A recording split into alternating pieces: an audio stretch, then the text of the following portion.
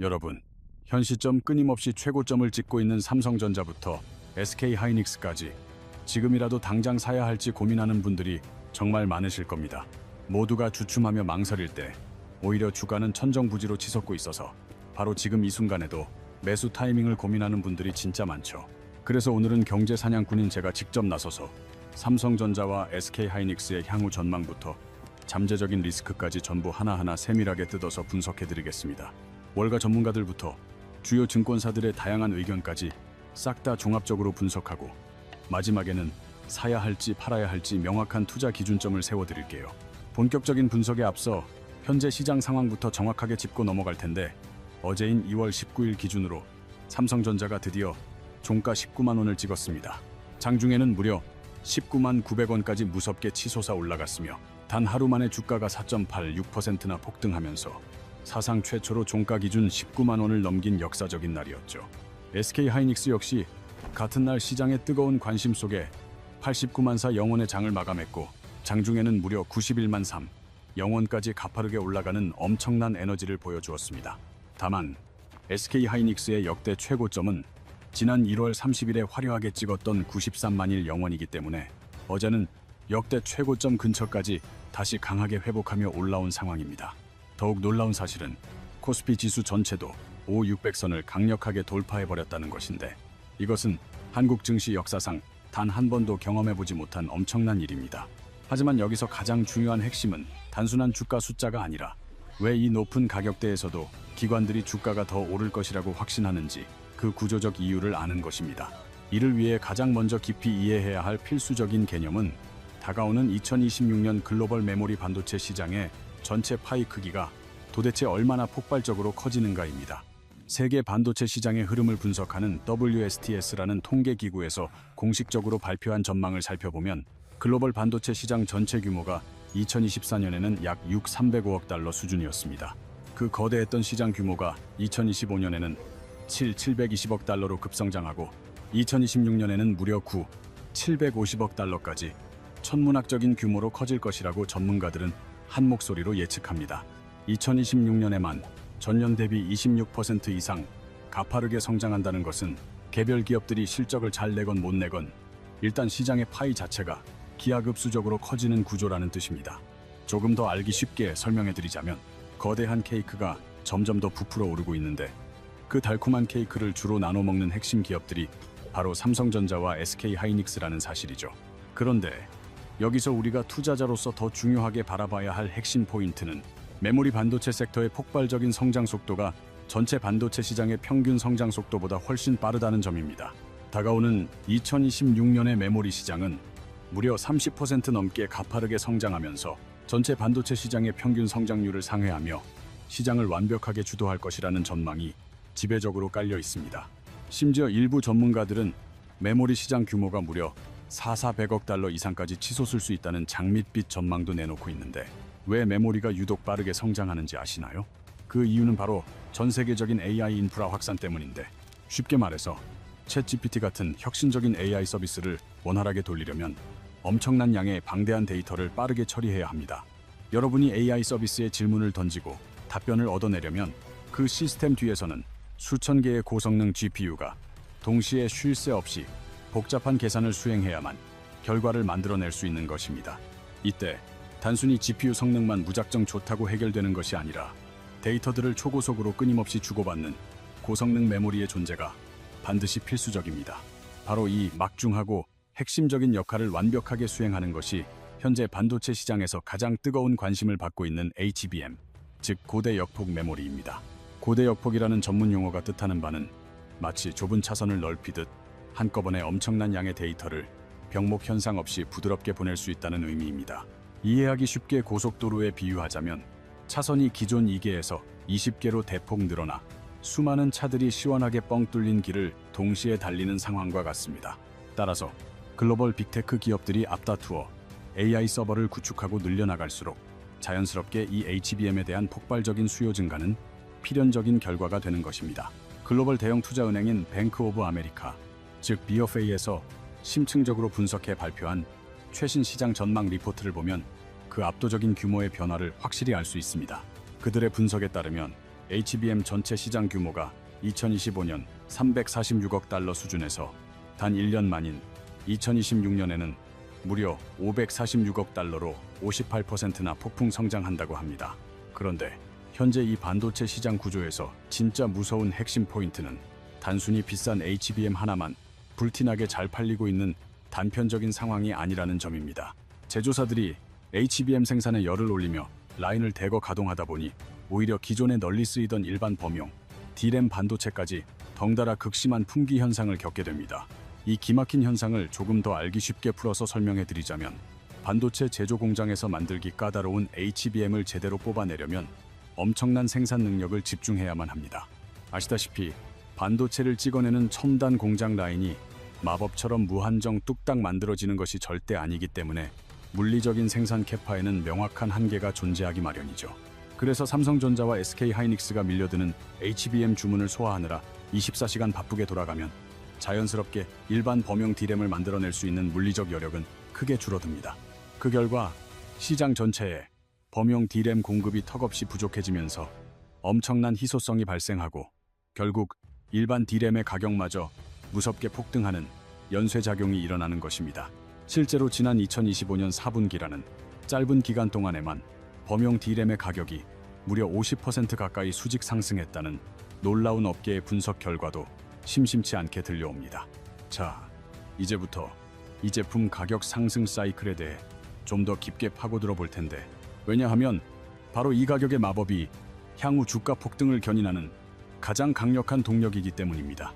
BofA의 치밀한 시장 전망에 따르면 다가오는 2026년 반도체 제조사들의 D램 총 매출이 전년 대비 무려 52%나 폭발적으로 늘어날 것이라고 강력하게 예측하고 있습니다.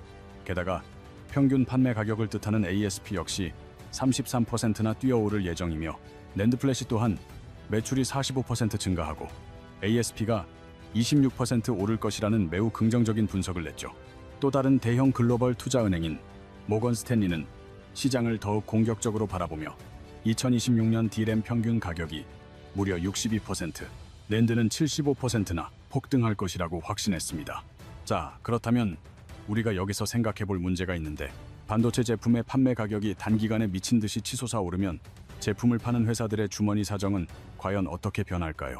그 정답은 바로 영업 레버리지 효과에 있는데, 이 마법 같은 효과로 인해 반도체 회사의 수익은 마치 거대한 화산이 폭발하듯 걷잡을 수 없이 어마어마하게 팽창하게 됩니다. 영업 레버리지라는 개념이 생소하실 수 있는데, 쉽게 말해 반도체를 만드는 고정 비용은 거의 정해져 있다는 뜻입니다. 반도체 공장을 24시간 가동하는 전기료, 인력들의 인건비, 그리고 고가의 장비들에 대한 감가상각비는 주가와 상관없이 매달 일정하게 발생하죠. 이런 고정비가 정해진 상태에서 제품의 판매 가격만 수십 %씩 오르면 그 늘어난 매출의 대부분이 고스란히 회사의 순이익으로 남게 됩니다. 예를 들어 100원짜리 칩을 만드는데 비용이 70원 든다면 원래 30원이 남지만 가격이 130원으로 오르면 이익은 순식간에 2배인 60원이 되는 원리입니다. 바로 이러한 영업 레버리지 구조 덕분에 2026년 메모리 가격 폭등 시 삼성전자와 SK하이닉스의 이익은 상상을 초월하는 수준으로 뛸 수밖에 없습니다. 실제로 SK하이닉스의 2025년 4분기 실적을 자세히 들여다보면 이러한 이익 폭발 구조가 이미 시장에서 실제로 작동하고 있음을 증명하고 있습니다. 하이닉스는 해당 분기에만 매출 32조 8천억 원을 기록하며 전년 동기 대비 무려 66%라는 경이로운 성장률을 기록하는 기염을 토했습니다. 더욱 놀라운 점은 영업이익이 19조 2천억 원에 달하며 영업이익률이 무려 58%라는 전무후무한 수치를 기록했다는 사실입니다. 이는 100원어치 물건을 팔아서 58원을 남겼다는 소리로 제조업 분야에서는 말 그대로 신의 영역에 가까운 역대급 수치라고 볼 수 있습니다. 삼성전자 역시 2025년 4분기에 매출 93조 원, 영업이익 20조 원을 찍으며 분기 기준 사상 최대 실적이라는 새로운 역사를 썼습니다. 하지만 여기서 우리가 반드시 주목해야 할 핵심은 지금의 이 엄청난 실적들이 상승장의 끝이 아니라 이제 겨우 시작점에 불과하다는 점입니다. 다가오는 2026년의 영업이익 전망치를 살펴보면 SK하이닉스의 경우 보수적으로 잡는 기관조차 100조 원 초반대를 예상하고 있습니다. 심지어 시장을 가장 긍정적으로 바라보는 SK증권은 하이닉스의 2026년 영업이익을 147조 원, 이익률은 무려 72%까지 치솟을 것으로 전망했죠. 삼성전자 또한 골드만삭스가 2026년 영업이익 100조 원 돌파를 공식 예고했으며 다른 기관들은 최대 155조 원까지 바라보고 있는 상황입니다. 2025년 실적도 이미 역대급인데 2026년에는 그 기록을 다시 한번 큰 폭으로 뛰어넘는 슈퍼사이클이 기다리고 있다는 것이 전문가들의 공통된 의견입니다. 상황이 이렇다 보니 월가 대형 기관들의 삼성전자 목표 주가도 가파르게 상향 조정되고 있는데 노무라 증권은 무려 29만 원을 제시했습니다. SK하이닉스에 대해서는 노무라 증권이 156만 원이라는 파격적인 목표가를 내놓았으며 시티그룹과 맥쿼리 역시 140만 원이라는 높은 가격을 제시했습니다. 현재 주가와 비교했을 때 삼성전자는 약 53%, SK하이닉스는 약 74%라는 엄청난 추가 상승 여력이 여전히 남아있다는 계산이 나옵니다. 하지만 경제 사냥꾼인 제가 항상 강조하듯이 단순히 남들이 제시한 목표가 숫자만 볼 것이 아니라 왜 이런 분석이 나오는지 그 이면을 파악해야 합니다. 현재 월가는 단순히 실적이 좋아지는 것을 넘어 메모리 산업의 근본적인 구조 자체가 완전히 뒤바뀌고 있다는 사실에 주목하고 있습니다. SK증권 리포트에 따르면 메모리 산업이 과거의 시클리컬 구조에서 벗어나 장기 공급 계약 기반의 안정적인 구조로 변모하고 있습니다. 시클리컬이란 경기에 따라 업황이 널뛰는 산업을 뜻하는데 과거 메모리 반도체는 호황 때 벌고 불황 때 쪽박차는 패턴을 반복했죠. 가격이 오르면 모두가 공장을 지어 공급 과잉을 만들었고 결국 가격 폭락과 함께 다 같이 죽는 치킨 게임을 벌였던 것이 과거의 모습입니다. 하지만 지금의 AI 시대에는 HBM 같은 핵심 제품들이 철저하게 선주문 후 생산이라는 맞춤형 구조로 전환되고 있습니다. 엔비디아 같은 대형 고객사가 물량을 먼저 확보하고 그 확정된 계약에 맞춰 삼성과 하이닉스가 생산하는 방식으로 바뀐 것이죠. 이는 만들어 놓고 팔 곳을 찾는 과거 방식과 달리 이미 팔 곳이 정해진 다음에 만들기 때문에 공급 과잉 리스크가 거의 없습니다. 공급 과잉이 없으면 가격이 급락할 이유도 사라지며 이는 시장이 가장 두려워하던 가격 변동성 문제를 해결해 줍니다. 과거에는 호황 끝에 가격이 떨어질 것을 우려해 주가가 실적만큼 못 올랐지만 이제는 이익의 지속성이 완전히 달라졌습니다. 한 분기 반짝하는 이익이 아니라 수년간 이익이 유지될 수 있다면 시장은 당연히 더 높은 밸류에이션 멀티플을 부여하게 됩니다. 바로 이것이 월가가 목표 주가를 공격적으로 올리는 핵심 논리이며 2026년 HBM 시장의 주역인 HBM3위와 HBM4에 거는 기대이기도 합니다. HBM3위는 5세대, HBM4는 6세대 제품으로 세대가 올라갈수록 속도와 용량이 커지며 제조사의 수익성 또한 비약적으로 높아집니다. 전문가들은 2026년 전체 HBM 출하량 중에서 HBM3위가 약 66%를 차지하며 시장의 실질적인 수익원 역할을 할 것으로 보고 있습니다. 아직 HBM4로 완전히 넘어가기 전의 과도기 동안 기술적 안정성이 높은 HBM3위가 주력으로 돈을 벌어다주는 구조인 셈이죠. 이 경쟁 구도에서 SK하이닉스는 가히 독보적인데 현재 HBM 시장에서 압도적인 1위 자리를 굳건히 지켜내고 있습니다. 2025년 기준으로 하이닉스의 출하량 점유율은 무려 62%, 매출 점유율은 57%에 달할 정도로 시장을 완전히 장악하고 있습니다. 출량에서도 1위고 매출에서도 1위라는 사실은 단순히 많이 파는 것을 넘어 남들보다 비싼 고부가 가치 제품을 더 많이 판다는 뜻입니다. 특히 하이닉스는 지난 9월 세계 최초로 HBM4 양산 체제를 구축하며 차세대 시장 리더십을 더욱 공고히 하겠다는 의지를 보였습니다. 엔비디아의 차세대 루빈 플랫폼에도 하이닉스가 약 70%의 점유율로 제품을 공급할 것이라는 장밋빛 전망이 지배적인 상황입니다. 이제는 강력한 추격자인 삼성전자의 행보를 주목해야 하는데 삼성이 어떤 무기로 이 판도를 바꾸려 하는지도 꼼꼼히 짚어봐야 합니다. 자, 그렇다면 이제는 우리 증시의 대장주 삼성전자의 반격 시나리오에 대해서도 아주 심도 있게 들여다볼 차례입니다. 많은 분이 삼성전자가 HBM 시장에서 하이닉스에 뒤처졌다고 걱정하시지만 사실 거인의 반격은 이제 막 본격적인 궤도에 오르기 시작했습니다.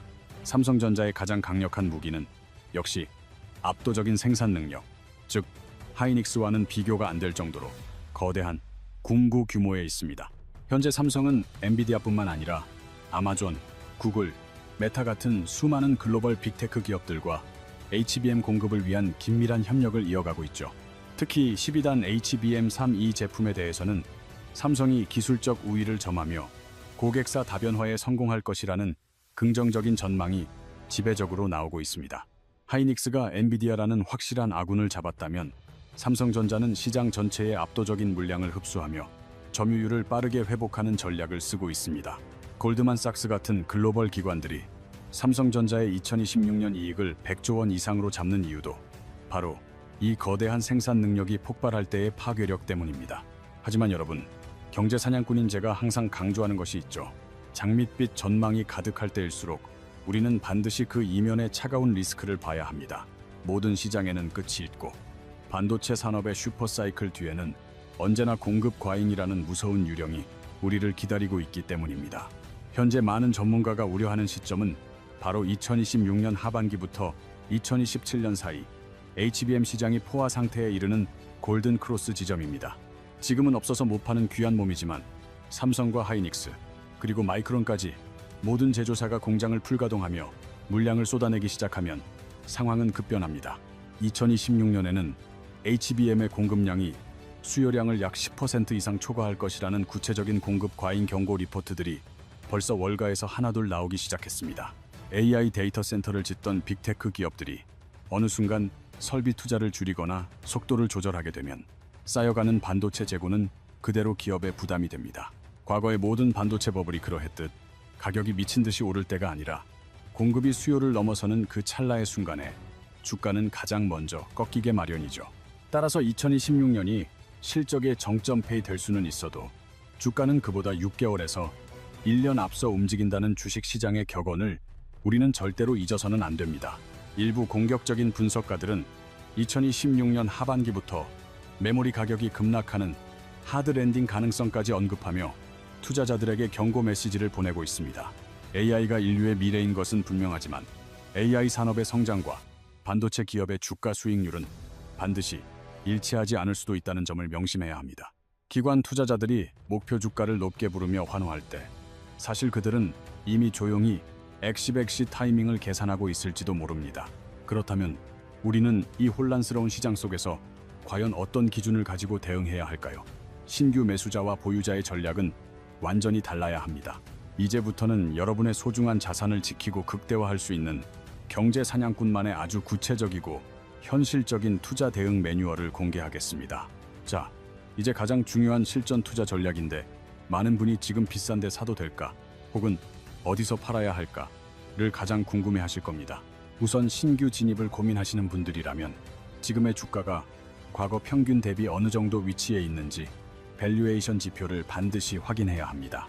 삼성전자의 경우 과거 역사적 PBR 밴드를 보면 저점은 1.1배 수준이고 아주 뜨거웠던 슈퍼사이클 당시의 고점은 약 2배 수준이었습니다. 현재 삼성전자의 PBR은 약 1.4배에서 1.5배 수준에 머물러 있는데 이는 과거 고점과 비교하면 여전히 추가로 상승할 여력이 충분하다는 뜻입니다. SK하이닉스 역시 과거 고점 PBR이 2.5배를 넘나들었던 것에 비하면 현재의 주가 위치가 결코 꼭대기라고만 단정 지을 수는 없는 상황인 것이죠. 하지만 차트를 보면 연일 신고가를 경신하고 있기에 한 번에 큰 돈을 모두 넣는 풀 매수는 현재 시점에서 가장 위험한 도박이 될 수 있습니다. 지금처럼 변동성이 큰 구간에서는 철저하게 분할 매수의 원칙을 지키며 주가가 눌림목을 형성하거나 조정을 줄 때 조금씩 물량을 모아가는 것이 정석입니다. 만약 내가 사고 나서 주가가 5%나 10% 정도 빠졌을 때 오히려 기쁜 마음으로 더 담을 수 있는 현금이 없다면 그것은 이미 잘못된 투자입니다. 특히 조심해야 할 것은 남들이 돈을 벌었다는 소리에 조급해져서 뛰어드는 포모 현상인데 시장은 조급한 사람의 돈을 냉정한 사람에게 옮겨줍니다. 따라서 신규 매수자라면 전체 투자 자금의 30% 정도만 먼저 진입하고 나머지는 시장의 흐름을 보며 천천히 대응하는 여유로운 자세가 절대적으로 필요합니다. 이미 낮은 가격에 사서 수익을 즐기고 계신 보유자분들이라면 이제는 어디까지 오를까를 고민하기보다 어떻게 내 수익을 지킬까를 고민해야 할 때입니다. 주식 투자에서 가장 어려운 것은 꼭대기에서 파는 것인데 사실 그 누구도 무릎에서 사서 어깨에서 파는 정답을 매번 맞출 수는 없기 때문입니다. 예를 들어 목표 주가인 25만 원에 도달하기 전이라도 고점 대비 10% 이상 밀린다면 기계적으로 수익의 일부를 확정짓고 나머지만 들고 가는 방식이죠. 이렇게 하면 주가가 예상보다 더 많이 올랐을 때 수익을 극대화할 수 있고 갑작스러운 하락장에서도 내 소중한 수익금을 안전하게 지켜낼 수 있습니다. 또한 2026년 하반기 공급 과잉 이슈가 현실화되기 전인 2026년 초부터는 시장의 분위기와 상관없이 비중을 서서히 줄여나가는 지혜가 필요합니다. 반도체 주식은 실적이 가장 좋을 때가 주가의 정점인 경우가 많으므로 뉴스에서 연일 사상 최대 실적이라고 환호할 때가 사실은 이별할 시간입니다. 전문가들이 목표가를 30만 원, 40만 원으로 부르며 개미들을 유혹할 때 우리는 차분하게 그들이 떠난 자리에 남겨지지 않도록 미리 준비해야 합니다. 결국 투자의 성공은 얼마나 높은 수익률을 찍었느냐가 아니라 그 수익을 실제로 내 계좌에 확정된 현금으로 바꿨느냐에 달려 있다는 점을 잊지 마세요. 자, 그럼 다음 파트에서는 우리가 반도체 주식과 함께 반드시 체크해야 할 환율과 금리, 그리고 거시경제의 상관관계에 대해 심도 있게 분석해 보겠습니다. 반도체 주식은 단순히 개별 기업의 실적만 좋다고 해서 계속 오르는 것이 아니라 전 세계 자금의 흐름을 결정하는 거시경제 환경에 매우 민감하게 반응합니다. 특히 우리나라는 수출 의존도가 높은 나라이기에 원달러 환율의 움직임이 삼성전자와 하이닉스의 실질적인 영업이익과 주가에 직접적인 영향을 미칩니다. 보통 환율이 높으면 수출 기업인 반도체사들의 환차익이 커져 실적에 유리하지만 환율이 너무 가파르게 오르면 오히려 외국인 자금이 빠져나가는 역효과가 발생하죠. 따라서 주가 차트만 보지 말고 달러 인덱스와 원화 가치의 변화를 함께 체크하며 외국인들이 한국 시장을 매력적으로 느끼고 있는지 수시로 확인해야 합니다. 또한 미국 연준의 금리 결정은 기술주인 반도체 섹터의 밸류에이션을 결정짓는 가장 핵심적인 잣대라는 사실을 우리는 절대로 잊어서는 안 됩니다. 금리가 내려가면 시장에 유동성이 공급되면서 미래 가치를 당겨오는 반도체 주식들의 큰 호재가 되지만 고금리가 유지되면 투자 심리는 위축될 수밖에 없죠.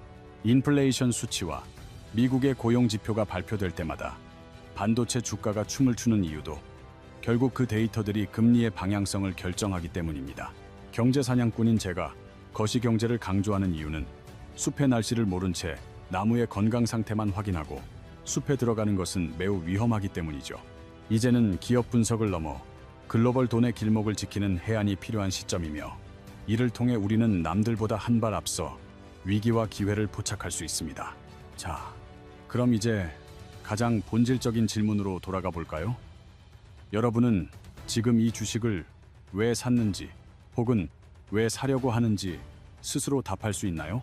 많은 사람이 옆집 철수 엄마가 벌었다니까 혹은 뉴스에서 좋다니까 라는 이유로 소중한 돈을 던지지만 이것은 투자가 아니라 운에 맡기는 투기일 뿐입니다.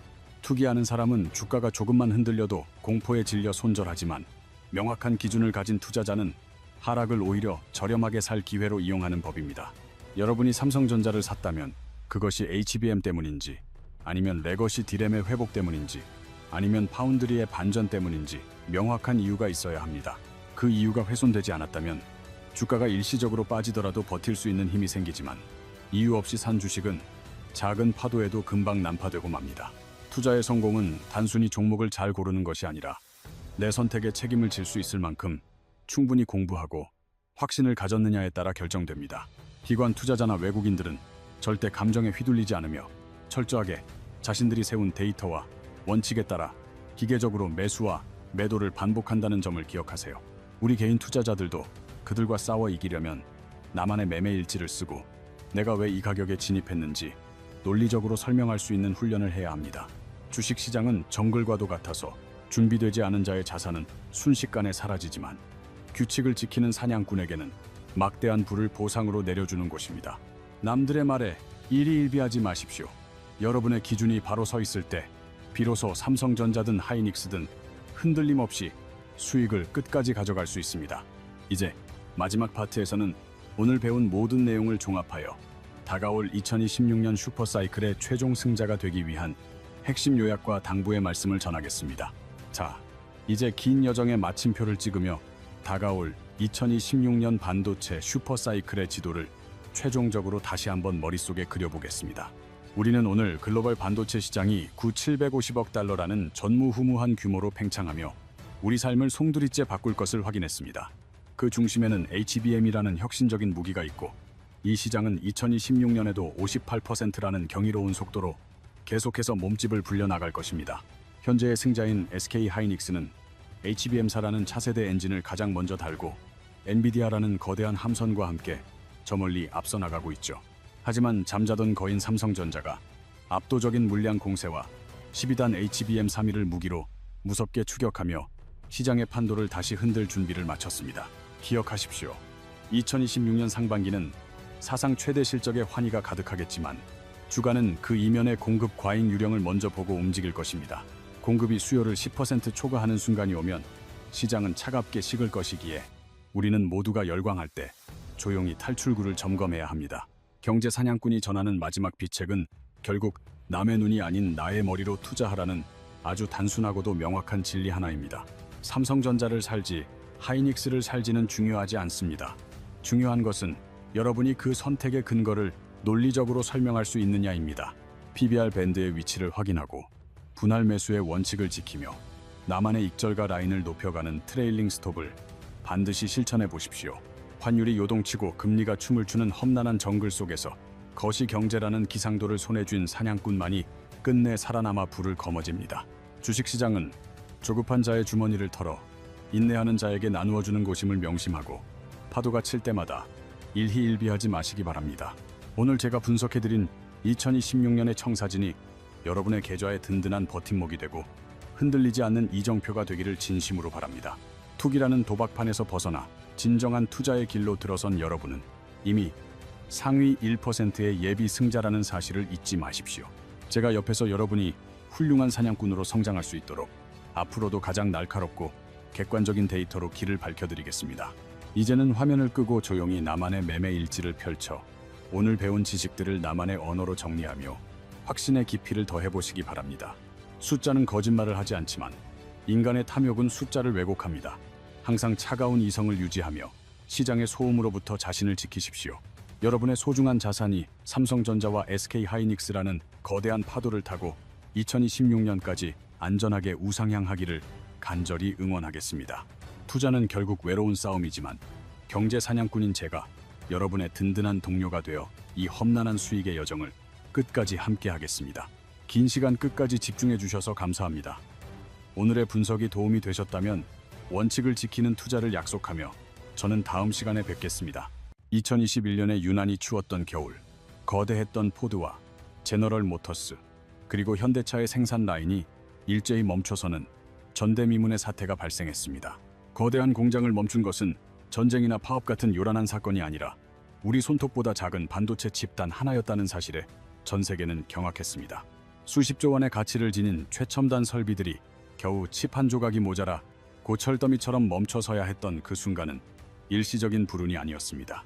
그것은 전 세계가 누려왔던 안정적인 공급망의 붕괴를 알리는 잔혹한 예고편이었으며 이제 우리는 그 위기의 본편이 시작되는 지점에 서 있습니다. 그 거대한 폭풍의 중심에서 누구도 예상하지 못했던 방향으로 230조 원이라는 천문학적인 자본이 요동치며 새로운 반도체 지도를 그리고 있습니다. 태평양 위의 작은 섬 대만은 면적은 경상남북도를 합친 정도이고 인구는 서울보다 조금 많은 수준이지만 그 위상은 영토의 크기를 압도합니다. 이 작은 섬의 공장들이 가동을 멈추면 당신의 스마트폰은 먹통이 되고 자율주행 차량은 시력을 잃으며 전 세계 AI 서버의 전원이 꺼집니다. 21세기 문명 전체의 전원 스위치를 쥐고 있다고 해도 과언이 아닌 이 작은 섬이 어떻게 세계 경제의 목줄을 쥐게 되었을까요? 모든 역사는 1987년 모리스 창이라는 인물이 대만의 TSMC라는 이름의 회사를 세우면서 시작되었고 그의 아이디어는 매우 단순하면서도 강력했습니다.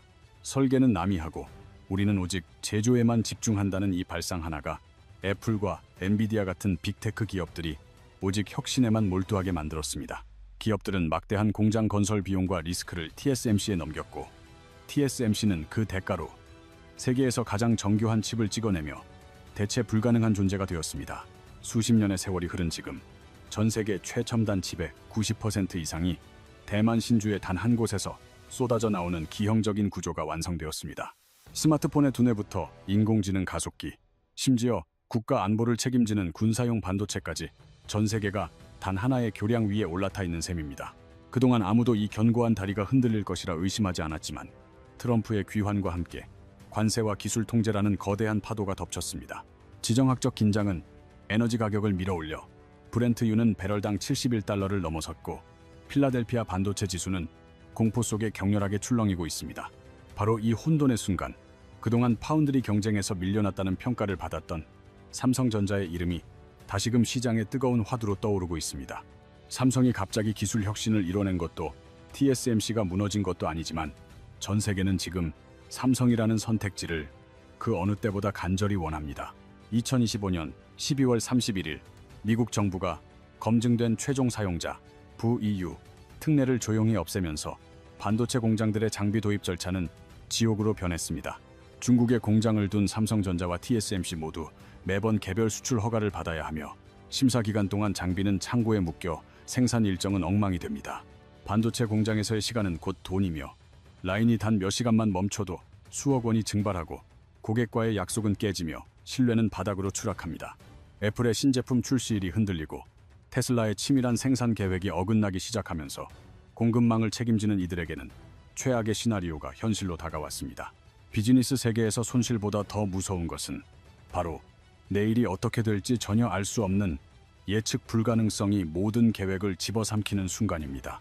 핵심 장비의 허가가 언제 떨어질지 모르는 상황에서 수립된 생산 계획서는 파도 앞에 세워진 모래 위의 성처럼 위태롭게 흔들릴 수밖에 없었습니다.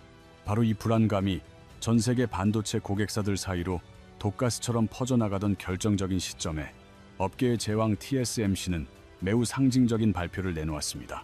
2026년 한 해 동안에만 최대 560억 달러, 우리 돈으로 약 81조 원에 달하는 막대한 설비 투자를 집행하겠다는 공시는 시장을 다시금 긴장시켰습니다. 이는 단일 기업의 설비 투자로는 반도체 역사상 손에 꼽히는 거대 규모였지만 소식을 접한 고객사 구매팀들의 반응은 환호가 아닌 무거운 침묵이었습니다.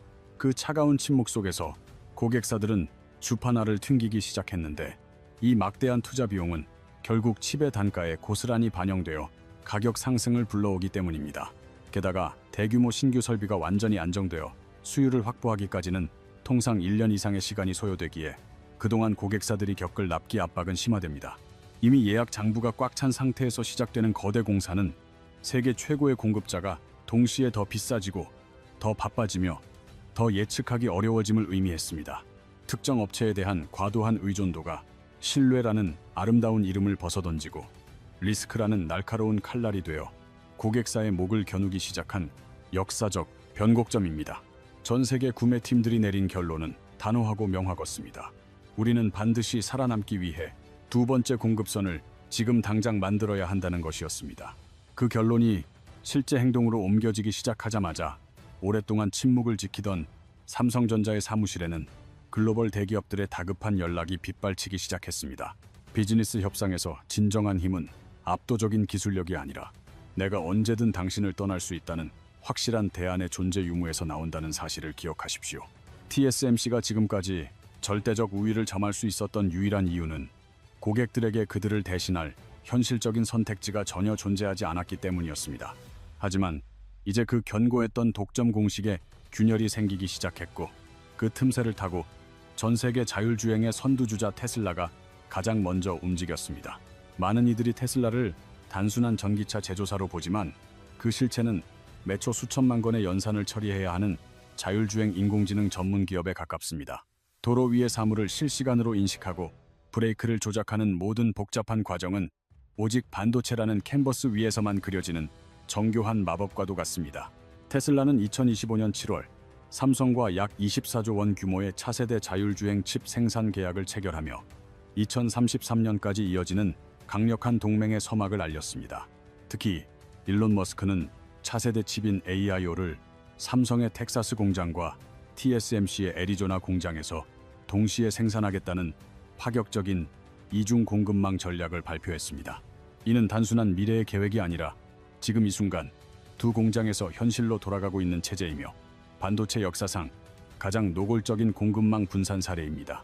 퀄컴은 더욱 영리하게 움직이고 있으며 현재 삼성전자와 최첨단 이나노 공정 생산을 긴밀하게 논의 중이라는 구체적인 소식이 반도체 업계 전체에 빠르게 퍼지고 있습니다.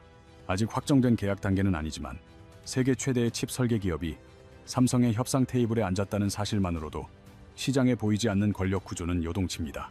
이 논의가 세상에 알려지는 순간 TSMC는 자신들의 가장 큰 고객 중 하나가 다른 쪽 문을 두드리고 있다는 사실에 거대한 위기감을 느꼈을 것입니다. 계약서 한 장 없이도 대화가 시작되었다는 사실만으로 협상의 무게중심이 이동하며 퀄컴은 수십억 달러의 가치를 지닌 강력한 협상력을 손에 쥐게 되었습니다. 애플의 움직임은 그 어느 때보다 조심스럽지만 한때 7년 동안 치열한 특허 소송을 벌였던 삼성과 이미지 센서 분야에서 협력한다는 소식은 매우 상징적입니다. 아이폰의 핵심 두뇌 칩을 당장 옮기는 것은 아니지만 카메라 센서와 같은 비교적 낮은 영역부터 협력을 시작하는 것은 공급망 다변화의 명확한 신호입니다. 반도체 업계의 역사는 애플이 한번 문틈으로 발을 들이면 어느 순간 방 전체를 차지할 정도로 영향력을 확대해왔다는 사실을 우리에게 명확히 가르쳐줍니다. 일본의 게임 거인 닌텐도 역시 차세대 게임기의 핵심 칩을 삼성의 8나노 공정으로 생산하기로 하며 새로운 공급망 생태계에 전격적으로 합류하고 있는 모습입니다. 8나노는 최첨단 공정은 아니지만 이것은 삼성이 약속한 납기를 지키고 안정적인 수율을 뽑아낼 수 있는지 확인하려는 닌텐도의 매우 영리한 첫 번째 시험입니다. 만약 삼성이 이 첫 발주를 성공적으로 완수한다면 닌텐도는 향후 10년 동안 더 중요하고 복잡한 핵심 칩들을 삼성에게 믿고 맡기게 될 것입니다. 이제 이 모든 흐름을 냉정한 숫자로 바꿔보면 애플은 매년 약 2억 2천만 대의 아이폰을 전 세계 시장에 쏟아내며 막대한 수익을 창출하고 있습니다. 업계 추정치로 A 시리즈 칩의 개당 단가를 $50로 잡을 경우 애플이 이 칩 하나를 생산하기 위해 지불하는 연간 비용은 16조 원에 육박합니다. 여기서 TSMC가 설비 투자 부담을 이유로 칩 단가를 단 5%만 올린다고 가정해도 애플이 추가로 부담해야 할 금액은 무려 8천억 원에 달합니다. 단 1%의 가격 인상만으로도 600억 원이라는 거액이 공중으로 증발하는 상황에서 애플이 과거의 적이었던 삼성과 다시 손을 잡는 것은 필연적인 선택입니다. 이것은 감정의 문제가 아니라 철저하게 계산된 숫자의 논리이며 삼성이라는 강력한 대안의 존재 유무가 기업의 이익을 보호하는 가장 확실한 방패가 됩니다. 삼성이 실제로 모든 물량을 가져오지 않더라도 그들이 존재한다는 사실만으로 TSMC는 단가를 함부로 올리거나 납기를 미루는 독단적인 행위를 멈출 수밖에 없습니다. 이것이 바로 비즈니스 세계에서 가장 조용하면서도 강력한 압박 방식이며 발표나 계약서 없이도 수조 원의 가치를 지닌 협상력이 삼성으로 이동하는 본질적인 이유입니다. 그렇다면 이 모든 복잡한 흐름이 쌓여 만들어진 230조 원이라는 숫자의 실체와 그 속에 담긴 진정한 의미는 과연 무엇인지 구체적으로 짚어볼 필요가 있습니다. 230조 원은 삼성이 확정한 수주액이 아니라 테슬라와의 계약과 퀄컴, 애플 등 잠재적 파이프라인을 모두 합산했을 때 도출되는 시장의 상단 추정치입니다. 이 숫자를 모두 확정된 사실로 단정하는 것은 위험하지만 시장에서 이런 천문학적인 숫자가 거론된다는 사실 자체가 이미 거대한 변화가 시작되었음을 증명합니다. 하지만 삼성전자의 진짜 경쟁 상대가 단순히 대만의 TSMC뿐이라고 생각한다면 그것은 현재 요동치는 거대하고 복잡한 반도체판의 절반만을 보고 있는 것입니다. 반도체의 제왕이었던 인텔이 파운드리 사업에 수백억 달러를 쏟아붓고 있으며 그 뒤에는 자국 산업을 보호하려는 미국 정부의 강력한 지원이 버티고 있습니다. TSMC가 애리조나에 거대 공장을 짓는 동안 삼성 역시 미국 정부의 막대한 보조금을 지원받아 텍사스 공장을 가동하며 현지 생산 거점을 확보하고 있습니다. 미국 정부의 본심은 명확하며 그들은 국가 안보와 직결된 최첨단 반도체 공급망 전체를 아시아가 아닌 자신들의 영토 안으로 깊숙이 끌어들이려 하고 있습니다. 이 거대한 체스판 위에서 삼성은 TSMC를 대신할 두 번째 공급선 후보인 동시에 인텔이라는 강력한 도전자와도 처절한 생존 경쟁을 벌여야 하는 처지입니다. 만약 인텔이 예상보다 빠르게 수율과 납기를 안정화하는 데 성공한다면 글로벌 기업들의 선택지는 더욱 복잡해지고 삼성의 입지는 다시금 흔들릴 수 있습니다. 이러한 다자간 경쟁 구도 속에서 앞으로의 반도체 시장은 크게 세 가지의 서로 다른 운명의 길로 나뉘어 동시에 진행될 것으로 보입니다. 첫 번째 길은 현재 진행 중인 소규모의 테스트 발주가 성공적인 결과로 이어져 점차 대규모의 고정 물량으로 굳어지는 가장 희망적인 경로입니다. 테슬라의 AIO 칩 이중 생산이 성공적으로 마무리된다면 그 레퍼런스는 세계 최고의 자율주행 기업이 인정한 공장이라는 강력한 훈장이 되어 다른 기업들을 끌어당깁니다. 닌텐도의 첫 번째 시험 발주를 완벽하게 소화해낸다면 단순한 시범 운영으로 시작된 계약들은 어느새 대체 불가능한 필수 공급선으로 격상될 것입니다. 두 번째 길은 주변부 협력은 활발해지지만 정작 가장 비싸고 중요한 핵심 칩 생산은 여전히 TSMC의 손에 머물러 있는 다소 더딘 성장 경로입니다. 이미지 센서나 구형 공정 칩에서의 협력은 늘어날지라도 엔비디아의 AI 가속기나 애플의 최상위 프로세서 같은 핵심은 여전히 대만을 떠나지 않을 수 있습니다. 이 경우 230조 원이라는 숫자는 화려한 거치대에 불과하며 실질적인 매출 기여도나 수익성은 시장의 기대치를 크게 밑도는 결과로 이어질 위험이 있습니다. 마지막 세 번째 길은 가장 극적인 시나리오로 테슬라가 보여준 이중 공장 체제가 전 세계 모든 빅테크 기업의 표준으로 굳어지는 경우입니다. 지정학적 리스크가 해소되지 않는다면 애플과 엔비디아 역시 자신들의 핵심 칩을 반드시 두 곳 이상의 거점에서 동시에 만들기로 결정할 수밖에 없습니다. 이 구조가 현실이 되는 순간 삼성은 단순한 보험 회사가 아니라 전 세계 반도체 공급망을 떠받치는 공동의 중심축으로 화려하게 비상하게 될 것입니다. 이것은 결코 불가능한 상상이 아니며 테슬라가 이미 2026년에 이를 실행함으로써 업계의 가장 강력한 설득 논리인 선례를 남겼기 때문입니다. 하지만 우리는 냉정해져야 합니다. 현재 TSMC의 시장 점유율은 67.6%에 달하지만 삼성은 겨우 7.7%로 아직 9배 가까운 거대한 격차가 존재합니다. 닌텐도의 납기를 단 하루라도 어기거나 테슬라 칩의 수율에 작은 문제라도 생긴다면 무너진 신뢰를 다시 쌓는 데는 5년 이상의 긴 시간이 걸릴 것입니다. 결국 이 거대한 판의 최종 승자는 가장 화려한 기술을 가진 자가 아니라 기회가 왔을 때 단 한 번의 실수도 없이 완벽을 증명하는 회사입니다.